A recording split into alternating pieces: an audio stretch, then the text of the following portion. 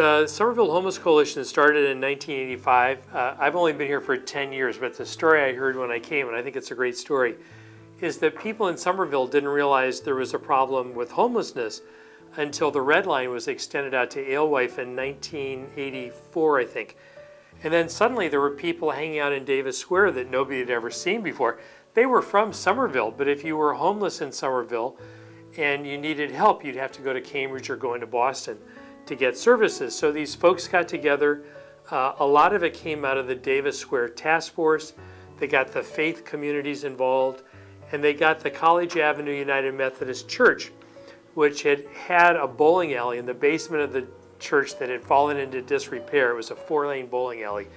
And they got the church to allow this new organization to come in and convert this bowling alley into the city's first shelter.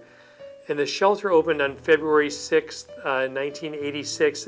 Initially it had 6 beds, then it went to 8 beds, then to 12 beds, and now it has 16 beds, 4 for women and 12 for men. The next year they realized there was also a need for a family shelter, so they got another church in Somerville, the Grace Baptist Church, to let them convert what had been a basketball court into a family shelter. It's also still there.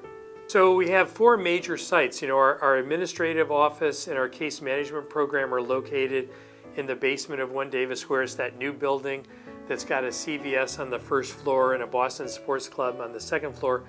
And our entrance is on the side of the building just behind the Boston Sports Club entrance. So if people need help, they come down here, we'll talk to them. We'll try to see if we can help them. If we can't help them, we'll try to find somebody else that can. We also have a small food pantry here at 1 Davis Square. As I said earlier, our adult shelter is located in the basement of what used to be the College Avenue United Methodist Church. It's now the Holy Bible Baptist Church. It's a new Haitian church. It's very vibrant. We're excited that they've allowed us to keep the shelter in their church. In the family shelter, in what used to be a Baptist church, is now the Hispanic Seventh-day Adventist Church.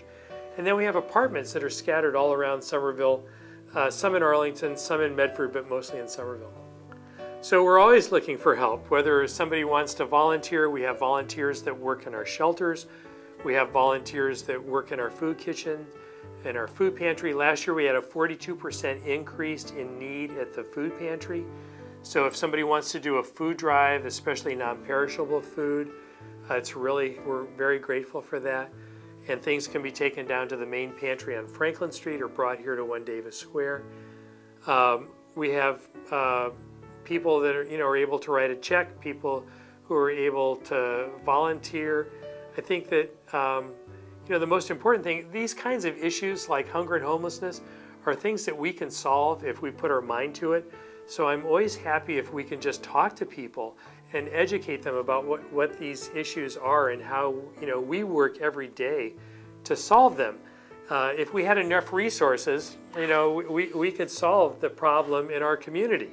I'm not saying that we're going to immediately be able to solve hunger and homelessness in our country or in the world, but these are manageable problems. It's just a matter of how we divide up our resources. So we're always excited when we can talk to people about our work and try to get them involved in any way that would work for them.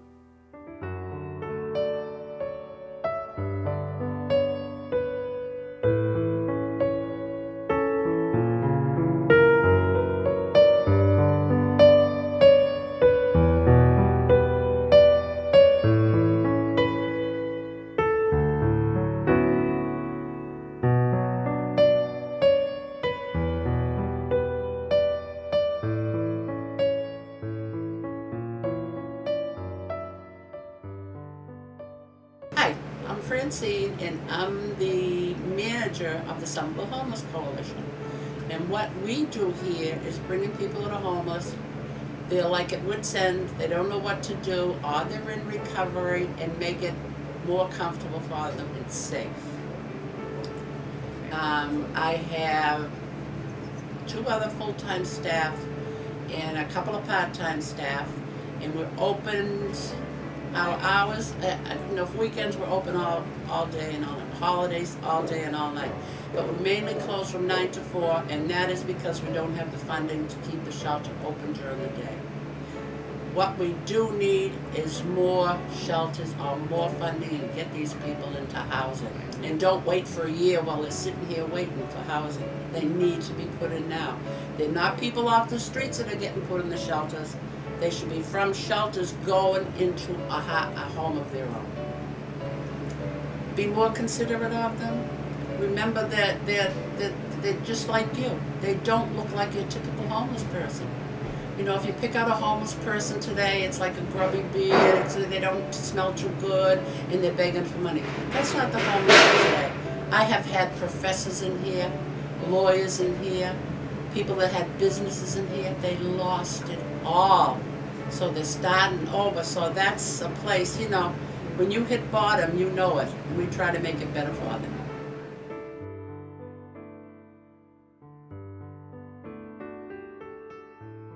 Well, I think that Francine touched on it, and I think it's very important that people understand that we're not far removed from the average person. Things happen in life that we obviously don't plan on. No one plans on being homeless.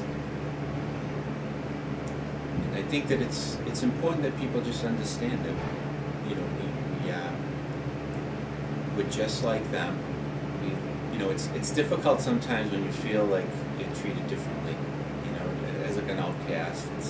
It can be difficult, but by the same token, a lot of people are very kind. So I guess the thing is just to communicate the sense of acceptance. That's important.